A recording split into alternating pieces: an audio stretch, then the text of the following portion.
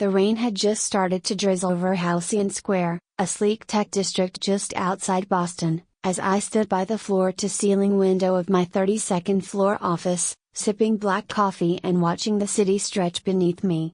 My name, publicly, was Camille Fawn, Chief Strategic Architect at Valerie's Bioworks. But in the private records of Trivix Holdings, I was someone else entirely. The majority shareholder. The true owner. The one holding every unseen string. What few knew, least of all my family, was that for the past 18 years, I had been carefully crafting a plan to escape the suffocating underestimation that had followed me since childhood. My parents had always had a particular talent for overlooking me. To them, I was the dutiful daughter with her head in science books, the one who never needed help, never made noise. That's how they liked me, quiet, compliant, invisible. My younger brother Nathan, on the other hand, was the chosen one. The golden boy with a salesman's charm and a resume full of fluff that somehow earned praise. While I balanced 2 jobs and survived on ramen during my scholarship years at MIT, Nathan dropped out of business school twice before finally landing a mid-tier job at a fintech company through a friend of Dad's. Our parents treated it like he had reinvented Wall Street. Meanwhile, they called my startup work Camille's Little Science Projects. Fine, I thought. Let them think that. Let them think I was the one struggling. At 24, I sold my first data analytics company for a quiet $12 million. At 27, I co-founded an AI-backed drug development firm and flipped it in 2 years for $80 million. But I didn't show up in any tech blogs. No interviews. No LinkedIn brags. I built shell trusts, hired ghost investors, and filtered every transaction through blind equity firms. Why?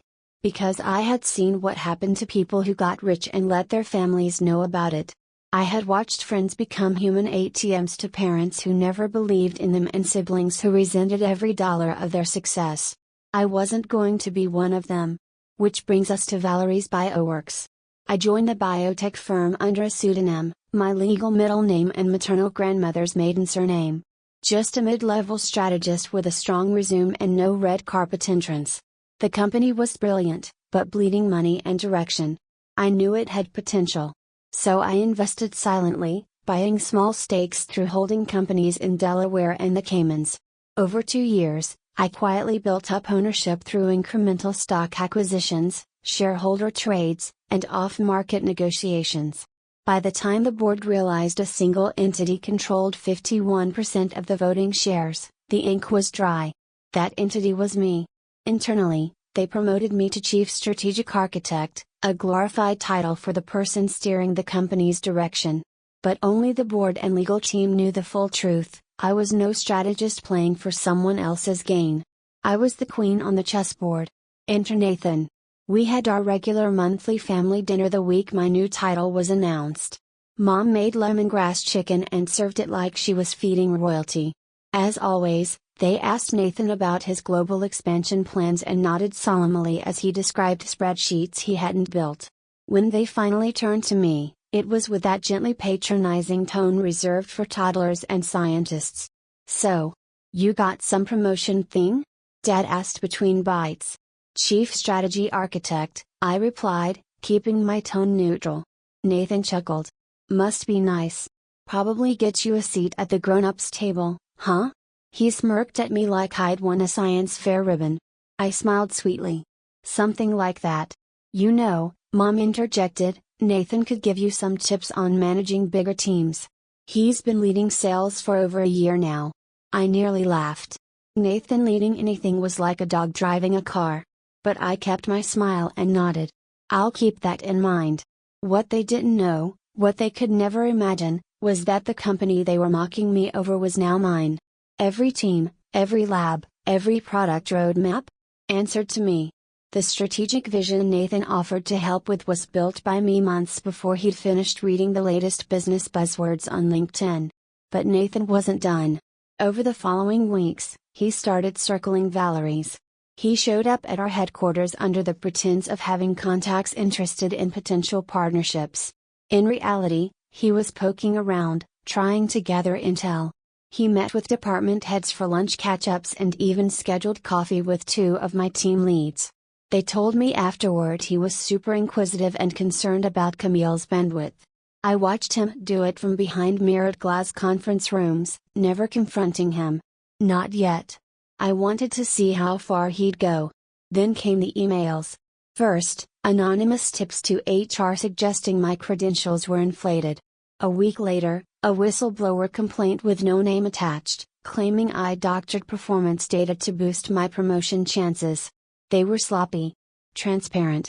But they signaled one thing: Nathan had convinced himself he could take me down. And that's when I knew the endgame had to begin. I began building my dossier. Every move Nathan had made, every whisper, every manipulation, documented, timestamped, backed by verified logs. I pulled emails, flagged Slack conversations, interviewed employees who had been approached. The picture that formed was so clear it could have been a textbook case study on corporate sabotage. But I wasn't going to stop there. I added something else to the dossier: my full ownership disclosure. The shell companies. The equity timeline. Every piece of proof that I didn't just work for Valerie's, I ran it. Friday at 9 a.m., the board would meet in a closed session. Nathan believed it was to discuss my termination. What he didn't know was that I'd called the meeting myself. And I'd invited my parents to attend. Let them all sit and gloat for a moment longer. Let them believe they were about to witness another lecture about how Camille just isn't cut out for real leadership. I wanted them relaxed. Comfortable. Because in 24 hours, everything they thought they knew about who I was, and who held the real power, would collapse. Not with a bang. But with a signature. And when the curtains rose, they'd finally see what happened when the invisible girl they always overlooked walked in with every card in the deck. Friday morning arrived cloaked in overcast skies, the kind that promised a storm was coming. I stood at the mirror in my penthouse, adjusting the navy blue blazer over my silk blouse. No flashy jewelry. No bold lipstick. Just calm, corporate confidence. I looked like any executive on her way to a quarterly update, not someone about to eviscerate the very people who tried to destroy her career and reputation. I arrived at Valerie's Bioworks at 8:15 a.m., earlier than usual. The building buzzed with quiet energy, executives pacing, assistants whispering, and security standing a little stiffer than usual. Everyone knew a closed-door emergency board meeting had been called. They just didn't know who had called it or why. Nathan did. And he thought he had already won. I watched from the 30th floor as he strolled into the lobby with our parents flanking him like royal escorts. Dad wore his best cufflinks, the ones he usually saved for investor galas. Mom had on her navy pantsuit, the same one she'd worn to my brother's last product launch. Neither of them had ever attended a single event of mine, despite my years in research and innovation. The receptionist glanced at me on the internal monitor as if asking for confirmation. "Send them up," I said smoothly. "And have Marcus Chen informed I'm already in the executive boardroom." It was time to begin. At 9 a.m. sharp, the board assembled. 10 directors, ranging from Nobel-winning scientists to former pharmaceutical CEOs, all seated with folders in front of them, copies of the dossier I'd compiled. My assistant, Elise, had distributed them the night before. I made sure they read it cover to cover. And I made sure they were angry. Nathan was already seated when I walked in, his smugness so thick it could choke a room. "Camille," he said with artificial warmth, "I wasn't sure if you'd be joining us." "Oh, I wouldn't miss it," I replied, setting down my sleek laptop case and sliding into the head chair, the one reserved for the chairwoman of Valerie's Bioworks. His smirk wavered. "That's not your seat."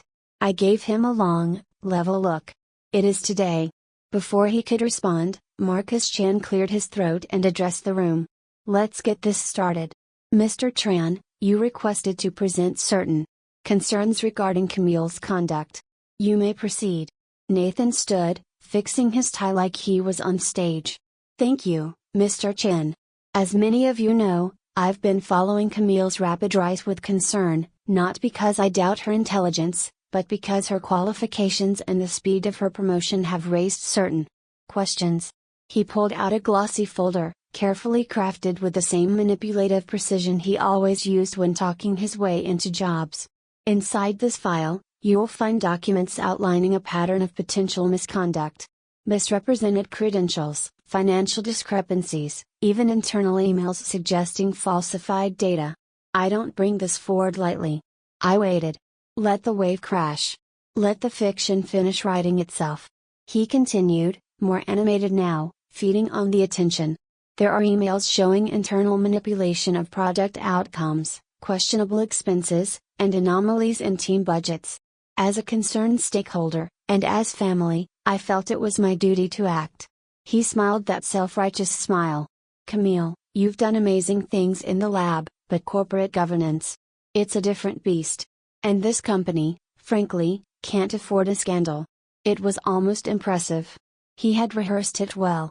The tone, the phrasing, the calculated use of concern to mask ambition. Nathan was never direct, he was surgical. Smiling while setting fires. I stood, letting the silence fall heavy. May I respond? I asked Marcus. He nodded. I looked directly at Nathan. What a compelling performance. You always did have a flair for drama. But I have a few corrections to make. He blinked, confused. I turned to Elise. Could you please start the presentation? On the large screen behind me, Elise brought up a slideshow titled, The Campaign Against Camille, an Internal Audit of Malicious Interference. Slide by slide, I walked the board through every piece of Nathan's smear campaign. The falsified email threads, I showed the original copies, time-stamped in the secure company archive, proving the documents had been doctored. The budget discrepancies, explained and cleared months ago by our internal auditing team, with digital receipts. The credentials lie, a simple deepfake overlay he used to mimic a Harvard diploma with my name. Easily disproven. My MIT credentials remained untouched, verified, and unassailable. I flipped the script. Now let's look at some audio, I said. Elise tapped her tablet. Nathan's voice echoed through the room. If I can get her out of the way, the board will have to fill the gap. And I've already got Dad talking to 2 directors. Another, Camille's smart, but she doesn't know how to play this game. I'll nudge a little doubt here, a little concern there. And if it doesn't stick, well, I've got friends in media. The board sat in stunned silence. Even Mom covered her mouth. And this, I said, is where the conversation changes. I handed out a second folder. Inside was proof of my full ownership of Trivex Holdings, the umbrella trust that had quietly purchased 51% of Valerie's Bioworks over the past 2 years. Legal filings. Transaction histories. Board minutes from Trivex. It was bulletproof. Valerie's Bioworks, I said, is my company. Nathan sputtered, this is some kind of stunt. You can't just. You mean take control of a corporation I legally acquired through strategic capital management and years of private investment? Because that's exactly what I did. The room remained dead quiet. Which means, I continued, I'm not only an executive here.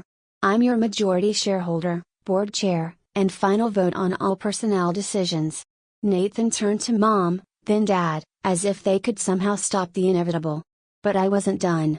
Effective immediately, I said, Nathan Tran is to be removed from all consulting partnerships, advisory positions, or access to Valerie's Bioworks property or personnel.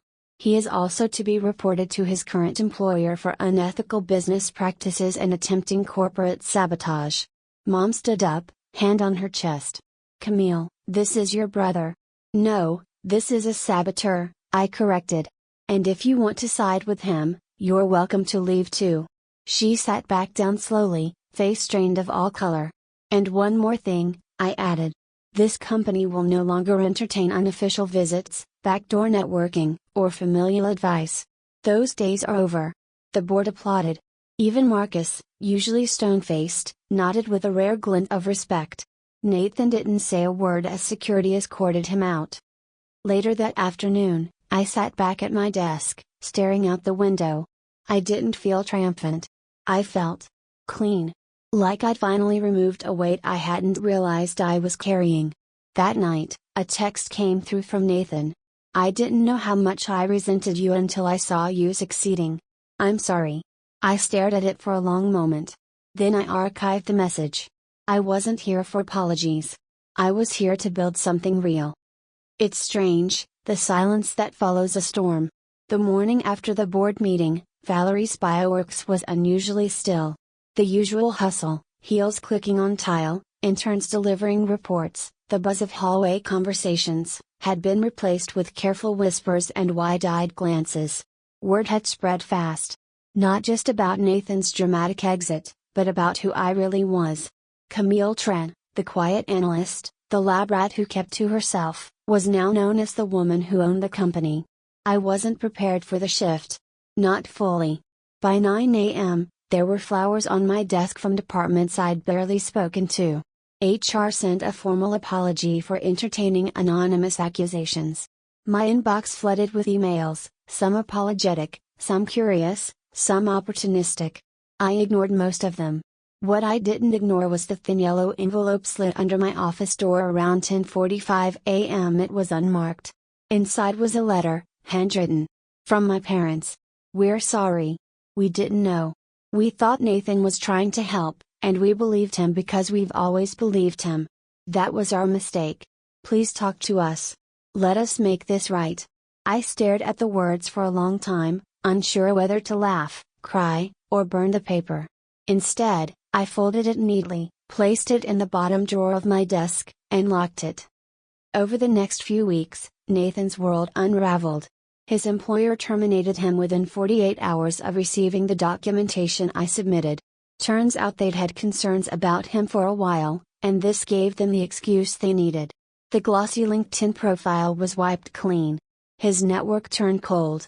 Investors pulled out of a side hustle startup he was trying to launch. One by one, the doors he'd walked through with swagger and charm began to close. I didn't gloat. Not publicly. But I did breathe easier. Internally, Valerie stabilized faster than I expected. There were no protests about my ownership. If anything, the directors expressed gratitude that I had been watching so closely. We began implementing ethics reforms. A third-party audit system. Mandatory conflict of interest disclosures.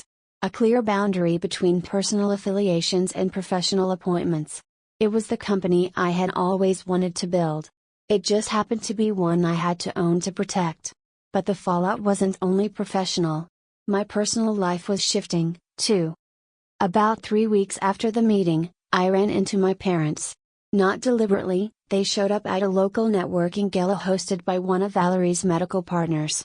I could see them across the room, both dressed impeccably, wearing the kind of anxious smiles I recognized from childhood piano recitals, when I was too nervous to perform well and they were already bracing to be disappointed. I thought about avoiding them. But I didn't. I walked straight up. "Camille," Dad said, almost too quickly, "you look incredible. We were just talking to Dr. Ramirez, he's fascinated by Valerie's new neurochip prototype." "Is that so?" I replied, calmly. "Because last time we spoke, you were more fascinated by Nathan's career." My mom gave a weak smile. "We misjudged the situation." "That's putting it kindly," I said, keeping my voice level. "You judged me as if I were always the one playing catch-up. When I was the one building something real." "We didn't know," Dad said again. "That's exactly the point," I said. "You never cared to know." Mom's eyes welled with tears. "Camille, he's your brother, he made a mistake, but he's hurting now." "And when I was hurting?" I asked. "When he tried to destroy everything I built. When you both watched it unfold without question." They didn't answer. They couldn't. I nodded politely. "Enjoy the gala." And I walked away. That night, I got another email. This time from Nathan. Subject line, 1 year. "Camille. I've started over. Truly. I'm working nights doing QA at a small medtech firm. Nothing glamorous. But it's real. No more shortcuts. No borrowed influence. I'm not asking for forgiveness. Just acknowledgement. I want you to know I finally understand what you built. How hard it was. You were right to expose me. I needed it. If there's ever a way to earn a place again, even at the bottom, I'll be here. 1 year from now, I'll send you my resume. Thank you for giving me the space to fail. I stared at the message for a long time. Then I replied with just 2 words. I'll wait. 6 months later, Valerie's announced a major breakthrough in her neurobiotech division. A wearable neural interface that had the potential to revolutionize treatments for early-stage Alzheimer's and epilepsy. The press dubbed it the brain bridge. Demand exploded. So did our hiring needs. One afternoon, while reviewing incoming applications, Elise knocked on the door. You should see this one, she said, placing a familiar envelope on my desk. It was Nathan's resume. Polished but humble. No embellishment. No inflated job titles. Just 2 recent roles, QA analyst at Neurotech Labs and junior product tester at a medical startup incubator. He'd rebuilt from the bottom. On his own. Elise raised an eyebrow. Should I forward it to the screening team? I tapped the envelope thoughtfully. Yes, I said. But don't flag it. Let him go through the process like anyone else. She smiled. Got it. That night, I sat by the window of my office, looking out over the Seattle skyline. My corner office, once a distant dream, had become more than a symbol. It was proof that resilience beats revenge. That quiet power doesn't need a microphone. In the reflection of the glass, I caught a glimpse of myself, not just the CEO or the owner, but the sister, the daughter, the underestimated girl who once worked in basements and slept beside code. I smiled. They tried to sabotage me. But what they gave me, without knowing, was a stage to prove who I truly was. Not just successful, but undeniable. The turning point didn't arrive with fireworks or headlines. It came quietly, as most meaningful shifts in life do, in the form of a routine quarterly review meeting. 3 months after Nathan sent me his resume, Valerie's Bioworks had settled into a new rhythm. Expansion was underway, and with it came a wave of new hires. I had deliberately stayed out of the lower-level vetting process for Nathan, trusting the system to be objective. But when I saw his name on the final shortlist for a junior strategy consultant role, I paused. His file was clean. Solid references. A humble cover letter. No attempts to shortcut. He had followed through. Still, I hesitated. The company was thriving under a culture of meritocracy. Bringing in a name like Tran could trigger tension, not because of who he was now, but because of who he had been. I needed to know more. So I called a meeting, not with Nathan, but with his current supervisor at Neurotech, a straight-shooting operations director named Kamira. She didn't know we were related. Ah, Nathan Tran, she said over Zoom, flipping through her notes. Honestly? One of the best junior hires we've had. Quiet, but driven. No ego. Accepts criticism, stays late. He's even mentoring new interns, voluntarily. And what would you say is his greatest strength? Kamira didn't hesitate. Humility. The guy listens. Really listens. You can tell he's trying to become someone better than who he used to be. I ended the call, sat back in my chair, and let out a slow breath. Maybe people can change. If they're willing to rebuild from the rubble. The next morning, Nathan showed up for his final interview. He didn't know I'd be there, not until the door opened, and he walked into the conference room to find me sitting at the head of the table. He froze. Camille, he said softly. I gestured to the chair opposite me. Have a seat. This is a real interview. He sat down, nervous but composed. I read your file, I said. It's impressive. I didn't expect to get this far, he admitted. I thought. Maybe the system would flag me. No one on the panel knows our history, I said. I made sure of that. You made it here on your own. He nodded slowly, hands folded. I leaned forward. So tell me, why now? Why start over? Why here? Nathan looked me in the eye. Because I finally understand what you were building. All those years, I thought I was ahead because I had approval. Attention. But you were building something real. I was busy proving I was successful. You were becoming someone worthy of it.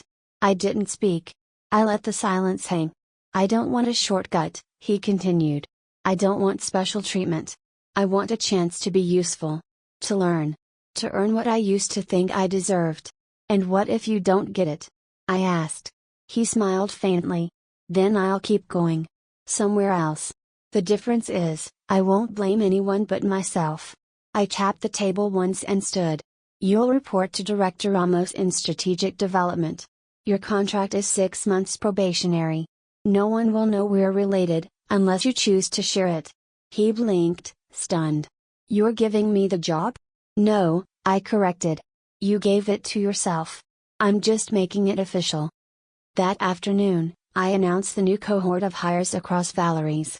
I included a brief note about our company values, resilience, ethics, and growth through effort, not entitlement. Privately, I texted Nathan. Welcome to the ground floor. See what you can build. His reply was instant. Thank you. I won't waste it. The months that followed were perhaps the most peaceful I'd ever known, not because they were without challenge, but because they were rooted in clarity. I no longer fought to prove anything. Not to my parents. Not to Nathan. Not to the world.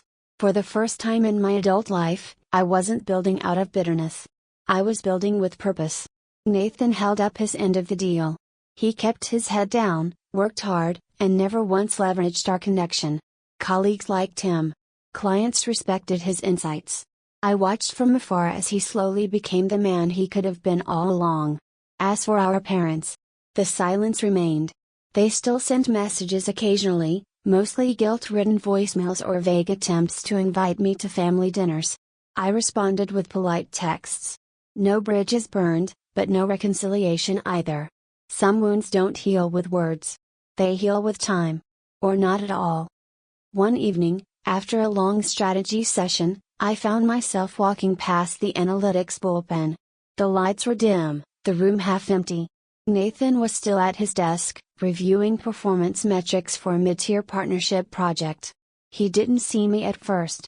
I stood quietly, watching him adjust figures, annotate margins, write careful notes. Then he looked up. Oh, he said, surprised. Working late? Seems we both are, I replied. He smiled faintly. Old habits. Or new values, I said. He closed his laptop slowly, stood, and looked me in the eye.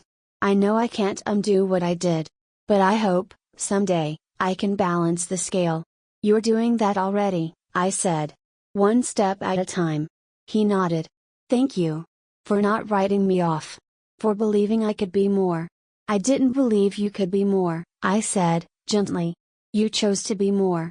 That's the difference. For the first time, I saw peace in his face, not desperation, not shame. Just quiet, earned dignity. He picked up his bag and turned to leave. See you Monday, he said. I nodded. Keep going. That night, I returned to my office and opened the drawer where I'd kept my parents' letter.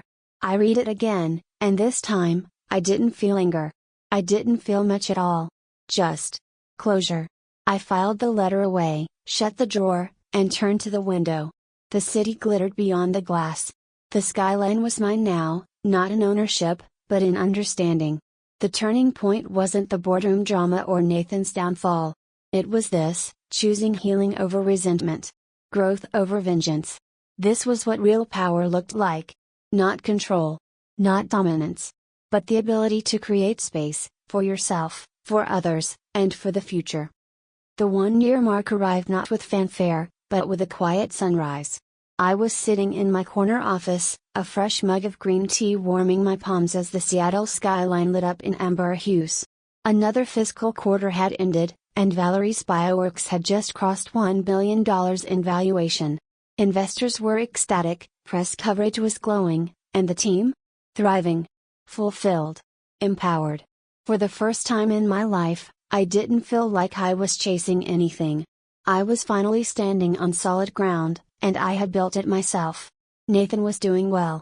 Better than anyone had expected, actually. He'd recently been promoted to associate strategist, on merit. His ideas were sharp, his demeanor thoughtful, and his willingness to admit mistakes rare. That alone earned him quiet respect in the boardroom, even among those who had no clue we shared a last name. We'd never publicly acknowledged our relationship. We didn't need to. His work spoke for itself now. That morning, my assistant Mar dropped a thick envelope on my desk.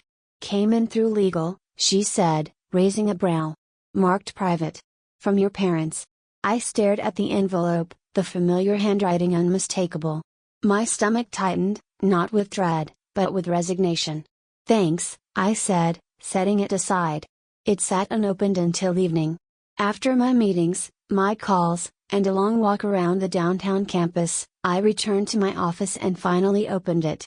Inside were two things: a letter, handwritten in Dad's tidy script, and a family photo, me at 16, standing awkwardly beside Ryan at his graduation. We both wore forced smiles. Our parents looked proud, but I remembered feeling invisible. The letter was longer than I expected. Pages of apologies, reflections, and what felt like honest attempts at accountability. We didn't understand your path, Mel. We saw Ryan as the safe one, the one who did things the way we were taught was correct. We didn't know we were teaching you that your success didn't count unless it looked like his. We see it now. Too late, maybe, but we do. We're proud of you. Truly. Not because you're rich or powerful. But because you never stopped believing in yourself, even when we didn't. I read the letter twice. Then I folded it neatly, tucked it back into the envelope, and slid it into the drawer with the rest. It didn't fix anything. But it mattered. The true closure came a week later, during Valerie's BioWorks' first Employee Impact Summit, a full-day event dedicated to celebrating innovation, community outreach, and the people behind our success. Employees shared passion projects, research breakthroughs, and volunteer stories from their work with local STEM nonprofits. I gave a keynote at the end of the day. Not about revenue, not about market dominance, but about resilience. When I started here, I said, scanning the packed auditorium, most of you thought I was just a strategist. And I was. But I was also someone who spent a lifetime being underestimated. Overlooked. Dismissed as a nerd, a backup plan, an afterthought. The lesson I've learned, the one I want you to walk away with today, is this: your worth is not determined by who believes in you. It's determined by what you believe is possible, and your commitment to building it anyway. Applause filled the room. I caught sight of Nathan, standing quietly near the back, clapping with the rest. He gave a small nod, respectful, not performative. That meant more than he'd ever know. Later that evening, I found myself back in my office. Most of the team had gone home. The event had been a success. But I wasn't ready to leave just yet. I pulled out a leather-bound notebook from my drawer, one I'd started years ago, back when Valerie's was just an idea and not yet a reality. In the back pages, I'd written a list, 10 things I want to build. I smiled as I reviewed it. A company that values ideas over titles. A team that thrives without fear. A culture that rewards effort, not ego. A space for underdogs to rise. A legacy not just of profits, but purpose. A bridge for people like me, quiet, underestimated, brilliant. A platform for ethical biotech. A place where merit wins, no matter your last name. An answer to every you can't. A future I'd be proud to leave behind. Every item had been checked. But there was still work to do. The following month, Valerie's launched its second chapter fellowship, a hiring initiative focused on giving opportunities to talented professionals who had experienced career disruption due to discrimination, bias, or family sabotage. It was our way of reaching back, offering a hand to those who had been shoved down. Nathan was the first mentor assigned to the new fellows. He never asked for it. He didn't see himself as a redemption story. But his journey, from sabotage to service, was exactly the kind of growth we wanted to honor. When the first fellow he mentored received a promotion and sent him a handwritten note saying, "Thank you for seeing me when others didn't," I saw him pause, eyes soft. I didn't say anything. Some moments don't need commentary. They just need to be witnessed. 6 months after the summit, I received a text from an unknown number. "Hey Camille. I'm working with an education nonprofit now, teaching entrepreneurship to underprivileged teens. Wanted to thank you again. You gave me more than a job. You gave me a standard. I'll be paying it forward, always. Ryan." I stared at the message for a long time. Then I responded. "Proud of you. Stay the course. No emojis. No fanfare. Just the truth." A year and a half after the Boardroom showdown that changed everything, Valerie's Bioworks was named one of Forbes' top 10 companies redefining work culture. I was profiled in a feature titled The Quiet Revolution: How Camille Tran Turned Sabotage into a New Standard for Leadership. They called me the architect of merit. I smiled at that. Because while the title sounded grand, the truth was simpler. I wasn't an architect. I was a builder. I built because no one gave me the blueprint. I built because I had to. And now? Now I build so others won't have to fight the same battles alone. Final reflection. People often ask me if I've forgiven my family. If I've moved on. The truth? I've moved forward. Some bridges don't need burning. They need boundaries. And in those quiet moments, when I look back on what I survived, I don't feel anger anymore. I feel peace. Not because they changed, but because I did. And that's the real victory. Not revenge. Not retribution. But freedom.